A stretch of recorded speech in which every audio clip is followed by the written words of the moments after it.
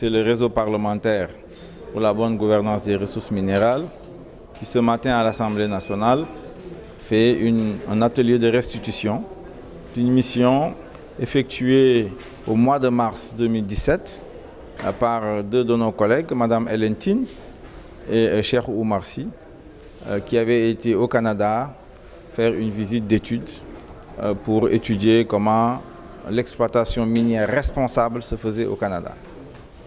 En particulier, ce qui nous a surtout frappé, c'est comment une ville comme Sudbury, qui était avant, dans les années 60, la ville qui produisait le nickel au Canada, dans l'Ontario, qui était une ville polluée, s'est complètement transformée en une île verte.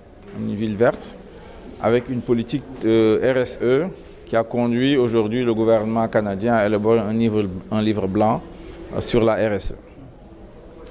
Nous avons donc envoyé cette mission et aujourd'hui, avec l'ambassadeur du Canada qui nous a fait l'honneur d'être là avec nous, et c'est une séance extrêmement importante.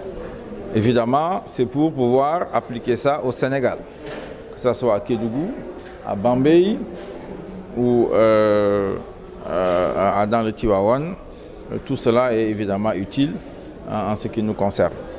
Maintenant, c'est vrai qu'à Kédougou, il y a une exploitation minière de l'or qui a démarré avec Sabodala Gold. Nous y avions été. Il y a évidemment des problèmes qu'il faut surmonter. Il y a des problèmes d'approvisionnement en eau et il y a des problèmes environnementaux, etc. Et donc tout cela, je pense que fait partie du travail du RGM, qui est un peu l'avocat des populations locales. Et c'est la raison pour laquelle nous avons appris du Canada. Nous discutons avec le directeur général même de Sabodala Gold, était là ce matin avec nous. Et nous avons échangé, nous allons continuer d'échanger. Tout le monde est conscient aujourd'hui qu'une bonne politique de RSE, c'est ce qu'il faut. Sabodala même a eu un prix, le prix RSE au Canada.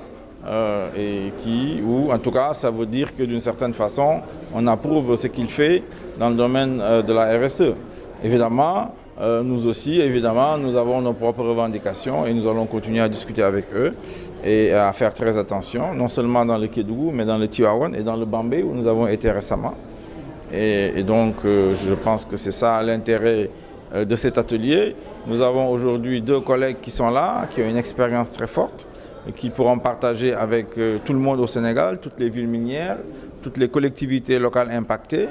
Et c'est avec grand plaisir, en tout cas, qu'ils se rendront dans ces localités-là. Je peux parler à leur place pour partager leur expérience. Et je crois qu'ils ont même recommandé qu'on fasse une étude sur la RSE au Sénégal. Qu'on voit comment arriver à avoir, peut-être pas forcément une réglementation, il faut en discuter, mais en tout cas des directives dans le domaine de la RSE. Et je pense que c'est la bienvenue au Sénégal et nous en sommes tous conscients. Nous, en notre rôle de parlementaire, c'est vraiment par le dialogue. C'est dans le cadre de notre activité de contrôle des politiques publiques. Et c'est par le dialogue, par l'expérience, l'échange d'expérience, montrer ce qui se fait au Canada.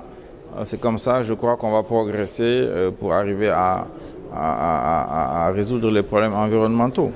Et on est dans cette direction-là, il faut continuer dans cette direction-là. Ce n'est pas facile, ce n'est pas simple. Souvent d'ailleurs, une activité minière, quelque part, elle détruit l'environnement, c'est clair. Il y a un aspect négatif tout de suite.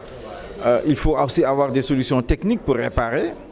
À Sudbury, on a vu que vraiment, il y a un travail très fort entre la mine et la recherche, l'éducation et la formation.